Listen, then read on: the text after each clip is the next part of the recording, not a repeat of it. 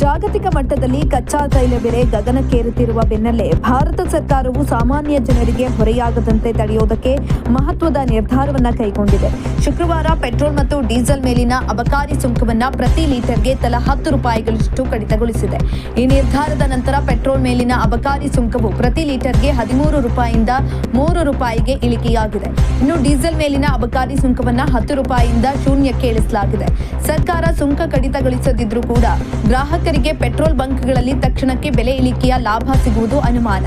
ಯಾಕಂದ್ರೆ ಅಂತಾರಾಷ್ಟ್ರೀಯ ಮಾರುಕಟ್ಟೆಯಲ್ಲಿ ಕಚ್ಚಾ ತೈಲ ಬೆಲೆ ಏರಿಕೆಯಾಗಿರುವುದರಿಂದ ತೈಲ ಮಾರುಕಟ್ಟೆ ಕಂಪನಿಗಳು ಈಗಾಗಲೇ ಪ್ರತಿ ಲೀಟರ್ಗೆ ಸುಮಾರು 48.8 ರೂಪಾಯಿಗಳಷ್ಟು ನಷ್ಟವನ್ನು ಅನುಭವಿಸುತ್ತಿವೆ. ಇಸ್ರೇಲ್ ಮತ್ತು ಇರಾನ್ ನಡುವಿನ ಯುದ್ಧ ಹಾಗೂ ಹಾರ್ಮುಜ್ ಜಲಸಂಧಿಯ ದಿಗ್ಬಂಧನದಿಂದಾಗಿ ಜಾಗತಿಕ ತೈಲ ಮಾರುಕಟ್ಟೆಯಲ್ಲಿ ತಲ್ಲಣ ಸೃಷ್ಟಿಯಾಗಿದೆ. ಕೇವಲ 1 ತಿಂಗಳ ಹಿಂದೆ ಬ್ಯಾರೆಲ್ಗೆ $70 ಇದ್ದ ಕಚ್ಚಾ ತೈಲ ಬೆಲೆ ಈಗ $122ಗೆ ಜಿಗಿದಿದೆ. ಈ ಬಗ್ಗೆ ಸೋಷಿಯಲ್ ಮೀಡಿಯಾದಲ್ಲಿ ಪೋಸ್ಟ್ ಹಾಕಿರುವ ಪೆಟ್ರೋಲಿಯಂ ಸಚಿವ ಹರ್ದೀಪ್ ಸಿಂಗ್ ಪುರಿ, ವಿಶ್ವದಾದ್ಯಂತ ತೈಲ ಬೆಲೆ 30% ರಿಂದ 50% ಏರಿಕೆಯಾಗಿದೆ. ಆದರೆ ಮೋದಿ ಸರ್ಕಾರವು ನಾಗರಿಕರ ಮೇಲೆ ಹೊರೆ ಹಾಕುವ ಬದಲು ದೇಶದ ಆರ್ಥಿಕತೆಯ ಮೇಲೆ ಹೊರೆ ಬಿದ್ದರೂ ಪರವಾಗಿಲ್ಲ ಅಂತ ಈ ನಿರ್ಧಾರವನ್ನು ಕೈಗೊಂಡಿದೆ. ಅಂತಾರಾಷ್ಟ್ರೀಯ ಏರಿಳಿತಗಳಿಂದ ಭಾರತೀಯರನ್ನ ರಕ್ಷಿಸುವುದು ನಮ್ಮ ಆದ್ಯತೆ ಅಂತ ತಿಳಿಸಿದ್ದಾರೆ.